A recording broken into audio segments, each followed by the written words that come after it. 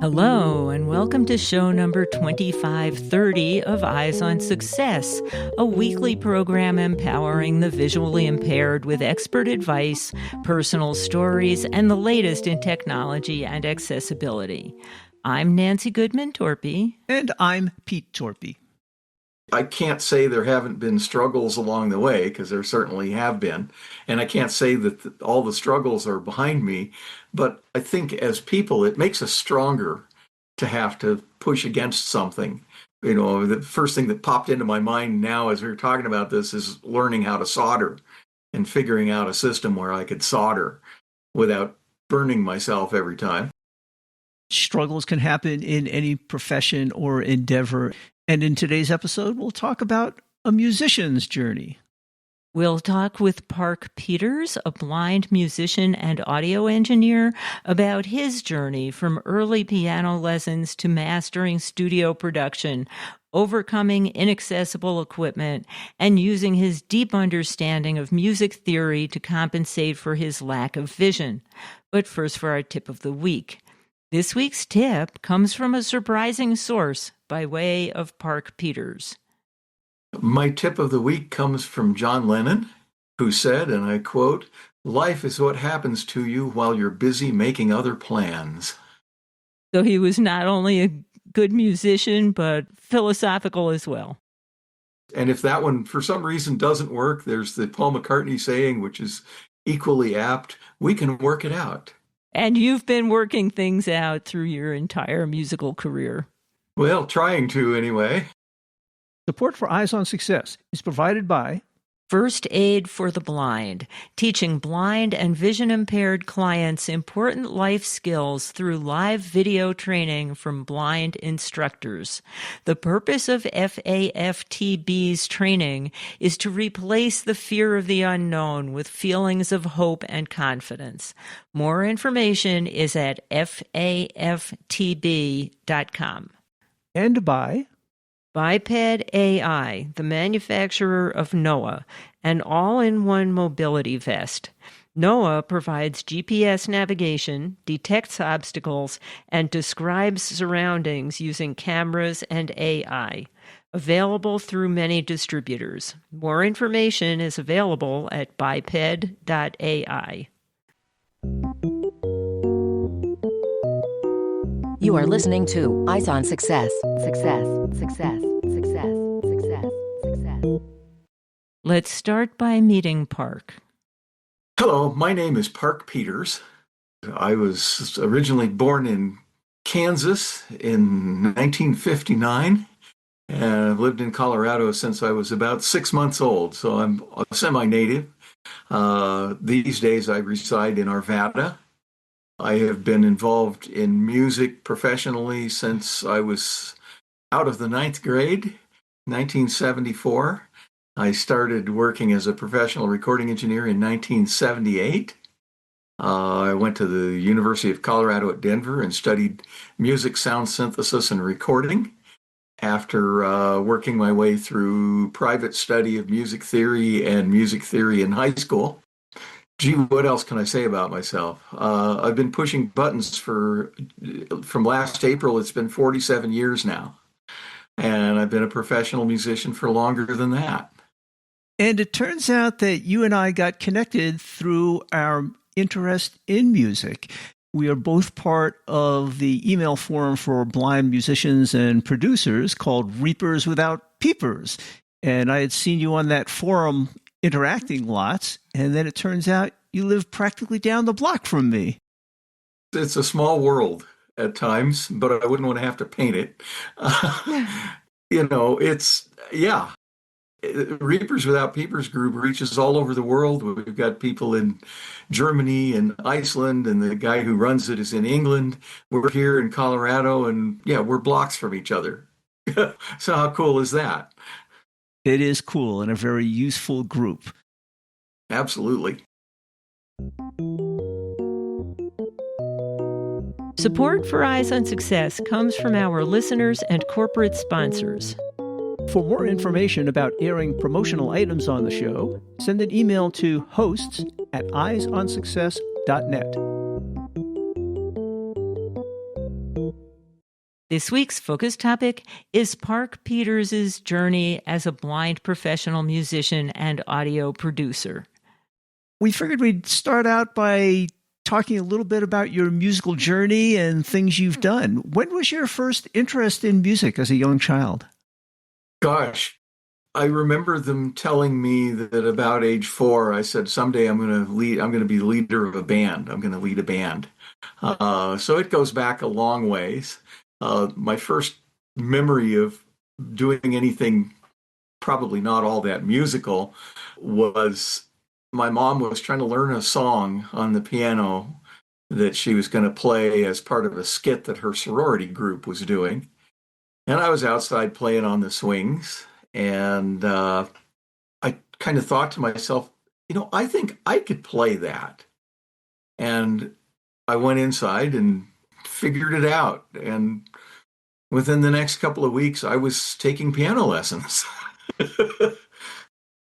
So I take it you are blind these days. Did you have any vision when you were young? No, I can see a little bit of light. I could then, and I still can. But I was born blind. So when I was out playing on the swings and hanging by my knees, I was doing it without being able to see how far down the ground was. That can sometimes be a good thing. It can be, absolutely. So I studied piano kind of by force.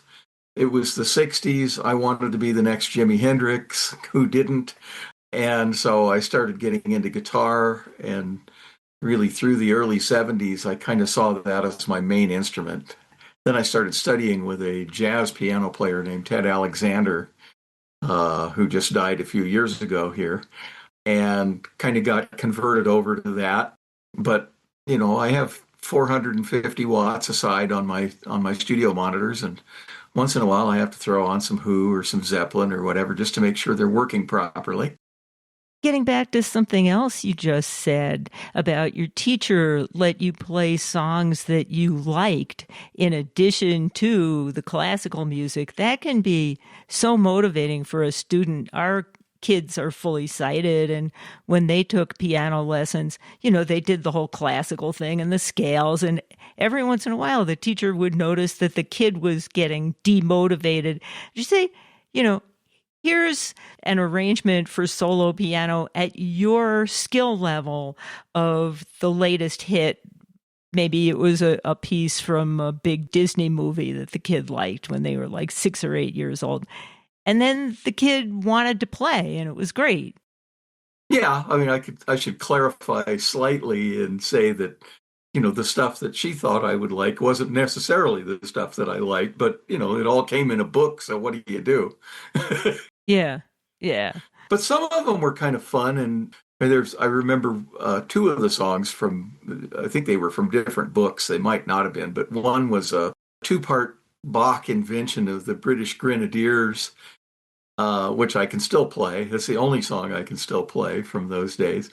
And the other was a Passacaglia version of the House of the Rising Sun. So there was some fun stuff in there. It's like, gee, the creativity and the possibilities. Oh, you're bringing back old memories. Anyway, you presumably got through college, and I take it in addition to music, you have somewhat of a technical background. I did. In high school, I took electronics for 2 years, and then I took another year of electronics in college. The college was much more, to quote the defamed Bill Cosby, industrial education classes in school, oftentimes you get the people that are dropouts from remedial gym. You get, people whose intelligence level is somewhat questionable at times, and they stick you in industrial education classes. And then you had some people who were really bright and wanted to learn. But the teacher built the class around building projects quickly, which I could never do. And after a few weeks, he said, "Park, you're going to fail the class." And I said, "Yeah, but I really want to take this class. But this class isn't what I thought it was going to be." And he said, "Well, what did you think this class was going to be?" He said, you know what we're working with here in terms of what people's skill level is. And I said, I was really hoping for a class where I could learn theory. We're back to theory again. I wanted to learn how circuits worked and how to repair them. And he said, oh, well, let's get you a Braille electronics textbook and you can write a report every week on a chapter. We'll count that for your class grade. Nobody wants to do that, and that's the important stuff. So I did that. And by the end of that 2 years, I had designed an almost working amplifier. Wow, that's pretty impressive. Yeah. And that knowledge obviously still serves me. It sounds like you had at least a few teachers who were creative and understanding and willing to work with you to get you to learn this stuff that was going to be useful and enjoyable for you. Yeah, I'd say I had at least 6 or 7 of those that I can think of right off the top of my head. So when I was young, I had some amount of vision. I could look very closely at the music, practically having my nose touch the paper. So I could read music, but I couldn't play it and read it at the same time. So I had to memorize all my music, and it was all classical music because they trained people that way when I was young. What was your experience? Did you learn Braille music? Did you play by ear? I did both. I did learn Braille music. It happened that there was a lady in town, Helen Moore. Her husband was Bryant Moore, and he worked for the State Department of Rehab for years and years and years. We got acquainted with them, and she knew Braille music, so she taught me the system. And then I went and studied with a lady that I'm still in touch with. At that time, her name was Gwen Slottick. It's now Blumenshine. And she's retired now, but she kind of championed teaching Braille music here in the Denver area for many years. And I kind of started that. She got very excited about learning that. Occasionally, I will still use Braille music, but most everything that I do these days is by ear. Well, I was going to say, that's kind of what happened to me. The classical training was pretty intense when I was a kid. I went to a music school in Manhattan when I was young on Saturdays. And finally, I just quit because it was too much. But then later on, when I was older, someone introduced me to jazz, and I had a lot of music theory behind me. And having the music theory made it very easy to hear a melody and then put an arrangement to it and a chord progression to it. Yeah, that kind of resembled my experience. I did study classical music for 4 years, roughly. And I just kind of the teacher that I ended up with was trying to kind of keep me, I'm a restless teenager who isn't at some point, was trying to keep me interested in it. So she said, I'm going to get a book of, popular songs that you can learn. And at that time it was 1972. So it had stuff like My Sweet Lord and Does Anybody Really Know What Time It Is? And I would braille these things out because I had to write my own music out. It wasn't available. So either my mom and I would sit down with, and I'd write it out and then learn it from there. Or somebody would put it on tape and I'd sit there with the reel-to-reel tape machine and, keep going back and forth until I got it written out. And then I'd learn it. And what I discovered was that a lot of the arrangements had notes in them that were different than what was on the record. And I'd say, well, gee, the note on the record sounds better. I'm going to change it. And the teacher said, don't do that. That's not what's written. And I said, well, the thing is what's written is wrong because this is what the record does. Why does this note sort of work and this note work better? And she says, well, that's music theory and I don't teach that. And at the same time, I was kind of putting a band together with a few friends of mine. I was in 7th grade.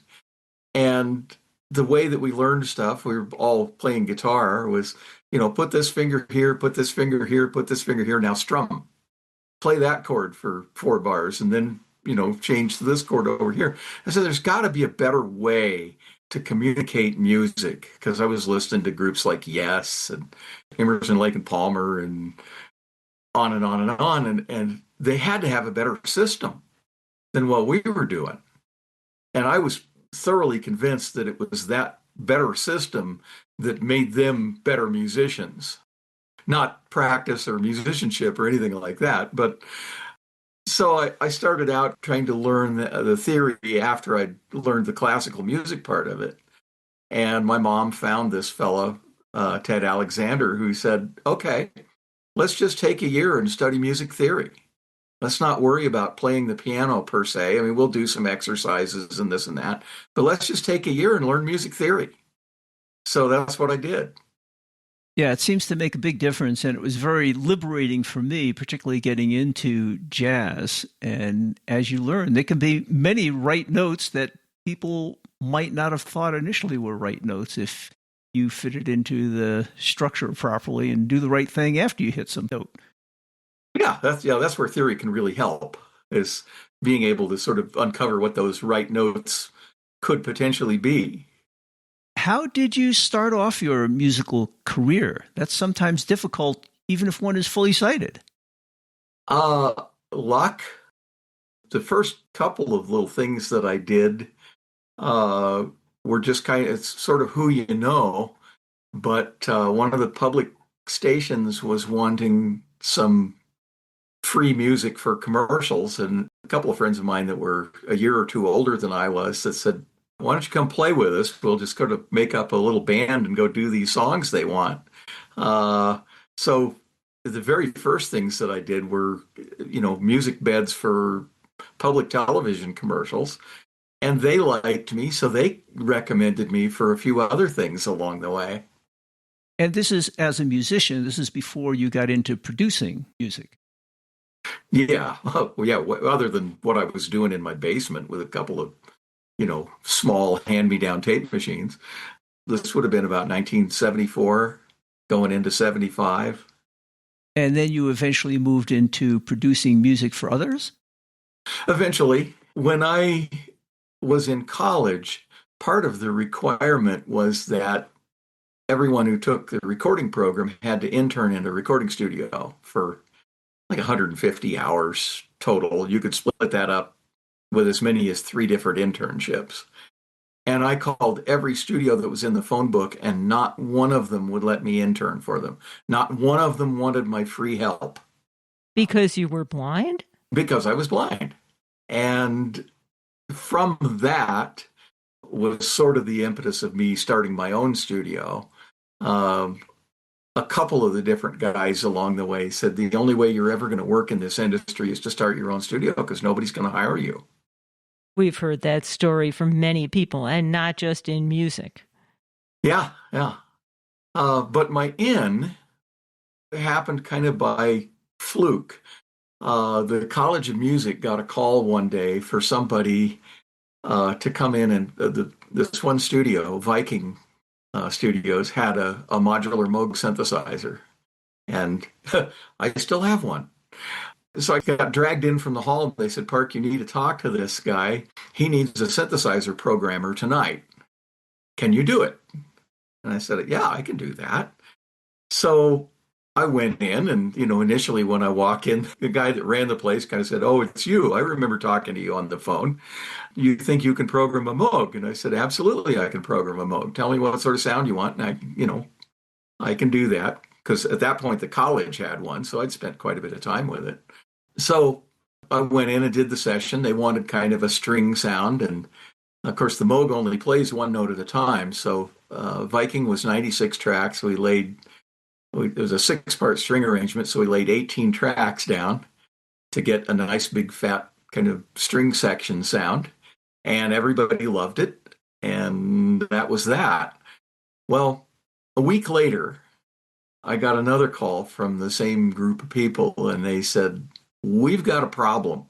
We need to change 4 measures of that arrangement that you recorded last week, and our guy can't match your sound. We'd like your notes for the session. And I said, I don't have any notes. I don't need them. They said reluctantly, well, can you recreate the sound you got? I said, absolutely, I can do that. And I said, you cover my cab fare and I'll be there. And I'll be there. I'll fix it up. And so I went in and I matched the sounds that we had, and they were seamless. So they were thrilled. And the guy just kind of off the cuff said, the guy that we've been using, you can't even tell where the punches were in that brass thing that we were working on last night. The sounds don't match each other at all. And I said, well, I can match his sound. He said, yeah, but you don't have his notes. I said, I don't need his notes. Just let me hear a track of what that sound was and I can replicate it. So we went back through and fixed the brass part on this other song, this other commercial they were working on. So, it had a happy ending. It wasn't all for naught. And then they said, well, we're just going to start hiring you. So for the next year, maybe year and a half, anytime that they needed somebody to program Moog sounds, they called me. That led me to be a tape op. And they found out that I could keep the 4 tape machines in sync better than anybody else that they had. So they started hiring me for that too. So for any of our listeners who isn't so much into music, how would you define what it means to do music production? What piece of the process does that cover? To me, music production it really kind of falls into 3 categories. One is the ability to recognize when you've got creative people that have it under control and you're just supervising. Just stay out of their way. The second thing is when a puzzle piece is missing, to be able to figure out what that puzzle piece might be and to come up with it and suggest it without stepping on anybody's toes. And the third is that it just takes constant creativity. It's a really special art, and I'm always impressed with how people can put together arrangements of these songs and then make it all sound great in the end. Not easy. No, I mean, it gets easier if you've got the skills. And apparently you did. They kept hiring me, so I must not have done too bad. And apparently you found some tools that you could work with even though you couldn't see. I had to build a few, I had to modify a few, and I had to make do in some cases. There were a lot of, especially as some of the more modern programmable equipment came along, there were a lot of late nights memorizing menus. I was very lucky that I got a Kurzweil scanner back in 1990. I figured out that it was better before that, to get somebody to read a manual to me and record it, and then I could go back and listen to it 1,000 times if I needed to, rather than to have somebody sitting there and say, "Oh, go back and read that again for me." So I felt like I was wasting their time. But once I got a scanner, then there were lots of 3 and 4 in the morning nights just reading and studying and memorizing. And that technology has changed so much over the years. In the early days, there were a lot of buttons and knobs, and you just had to memorize the layout. And then came more the digital systems, some of which were not very accessible as they are these days. Yeah, that's very true. And to that end, I used to I'd go to music stores and I would spend hours kind of working sometimes with a friend of mine or, somebody that worked at the music store if they weren't too busy or whatever, just kind of putzing around with various pieces of equipment to see how accessible they were. And 2 examples come to mind. One is the Yamaha equipment I've generally found to be fairly accessible. The first piece of Yamaha equipment I got was an SPX 90.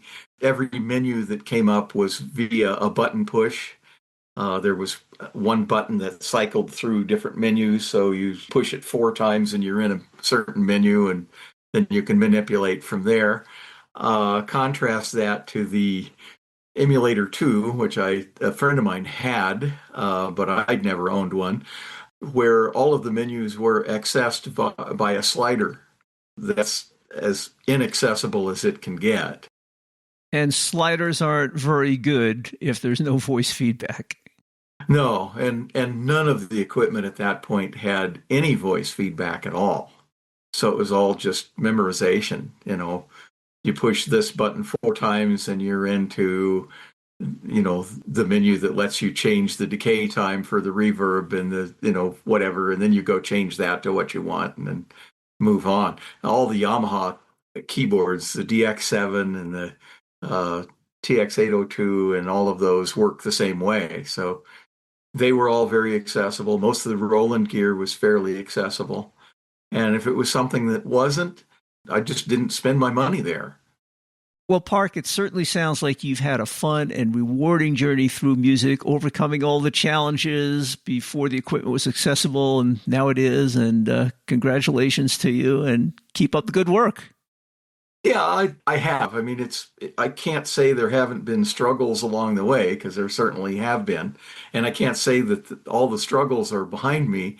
But I think as people, it makes us stronger to have to push against something. The first thing that popped into my mind now as we were talking about this is learning how to solder and figuring out a system where I could solder without burning myself every time. And there's not books you can go read on that stuff. Maybe there are now, but there weren't when I did it.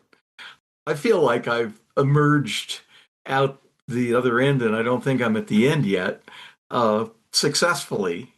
And for the most part, I've had a good time doing it.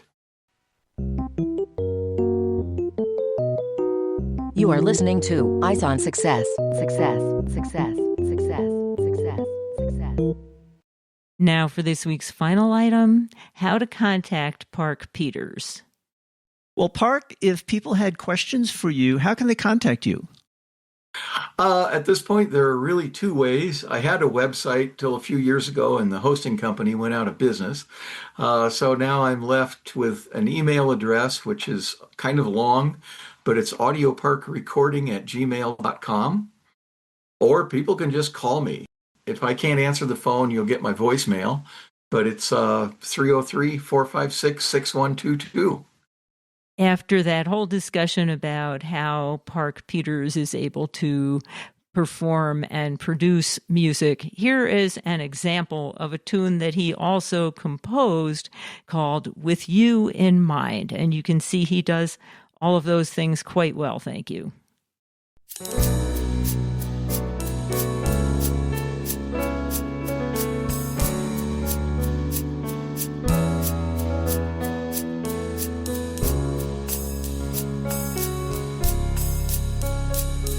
As usual, you can find all of that information in the show notes associated with this episode, which is episode 2530. Go to our website at www.eyesonsuccess.net. That's it for today's show. Next week on Eyes on Success, we will be talking with Park Peters again as we visited him for a personal tour of his music studio. Music technology has changed drastically over the years, and Park Peters has had to go through many transitions, including from analog equipment like tape decks to powerful digital tools that are more affordable, as well as the wide array of gear that has shaped his path as an audio producer. That was a fun and interesting tour, and we hope you'll join us next week for that. You've been listening to Eyes on Success, hosted and produced by Nancy Goodman Torpy and Peter Torpy. You can access the full archive of previous shows, subscribe to the podcast, and much more by going to our website, www.eyesonsuccess.net. If you have questions about anything you've heard on the show or have suggestions for future shows, send an email to hosts@eyesonsuccess.net. Thank you for listening and have a nice day.